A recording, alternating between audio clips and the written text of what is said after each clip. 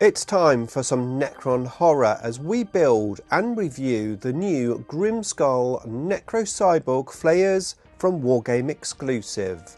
And it's coming right up. Necrons! Twisted and ghoulish terrors of the night, the flayed ones advance before the Necron force, spreading their fear like a plague before them.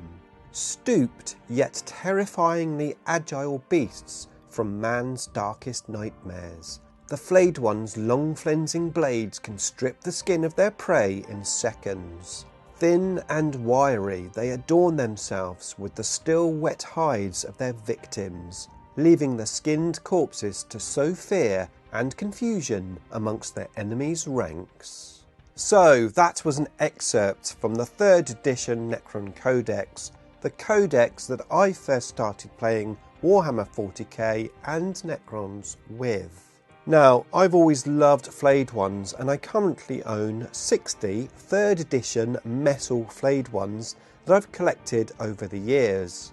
I have even been known to play all 60 flayed ones in a single list when you could legally take 60 flayed ones. Either 6 units of 10 or 3 units of 20. So I am sure you could imagine my excitement when Wargame Exclusive sent me a couple of packs of their new Necrocyborg Flayer minis to review. These 3D printed minis are printed on a 14K high resolution printer and with the best UV printing resin. They are 40K heroic scale and come with detailed 28.5mm bases.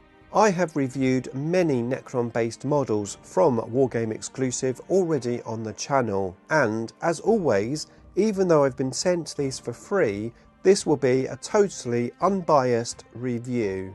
Now, I avoided buying the Games Workshop 5th edition updated Flayed One models as, well, I just didn't really like the sculpts and, more importantly, they were made of fine cast.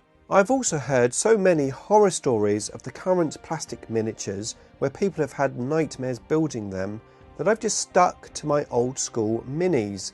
I use base adapters to change them from 25mm to 28.5mm and it's been fine. However, metal models are a bit awkward to play with because obviously the paint chips as you move them if you're not really careful.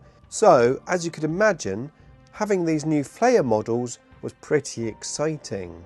If you're also a fan of Necron horror, custom sculpts, or just love talking about Necrons, then hit the like button and subscribe for more grimdark goodness. So first I had to clean the models up. There weren't any mould lines because of course they were 3D printed, but there were a few support and touch points to clean up.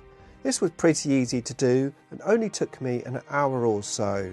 One thing that I did ask myself about these miniatures was how fragile are the 3D printed claws going to be? Well, a couple of the forefingers did break off, even though I was careful. It was almost like there was an air bubble under the joint. It just fell off like really easy without me even sort of touching it. But it was only a couple of them, and to be fair, it was really easy just to super glue them back into position. The rest of them seemed very strong though, which made me think it was an air bubble or something on the two that did break. Each one of the 5 models in the pack was a different sculpt, different legs, different bodies, different heads and different arms. So with some mix and matching, you could easily make all the models look different from each other. Now, as you can see, I didn't use the supplied bases, they just didn't fit my theme. So I used some plain bases instead and got to work gluing these miniatures together using super glue. I started with the legs. I made sure each duplicated leg set had a different body and that the body was glued at a different angle. I then sorted out the arms. Again, there were lots of different designs, so many in actual fact that I realised I had way too many arms for the models. Each set of 5 models came with 20 arms. Maybe there was an error, but I don't think so, as both packs had double the amount of arms that you actually needed. Maybe they are spares in case they break, or maybe, and most likely, it's so that you can make the models and units all look different. How cool is that? Wow, the value of these packs just went up. Think about what you could do with all of those spare arms in your bits box. Have you got a cursed bits box idea that defies sanity? If so, I want to hear about it in the comments below. Once the arms were in place, I did the heads.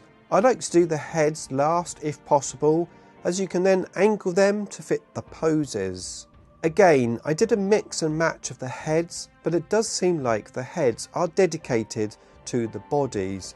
Even so, with some repositioning, I managed to get all of the heads to fit. And here they are all built. I had a lot of fun building these, and they only took me a couple of hours to do. The details of the sculpts are amazing, and the models look very dynamic. The quantity of the draped skin seems about right, with a good mixture and design for each model, and the arms have a mixture of designs as well, some with skin on them and some without. As I said, they come with detailed bases as well, and with all the extra arms, they really are great value for money.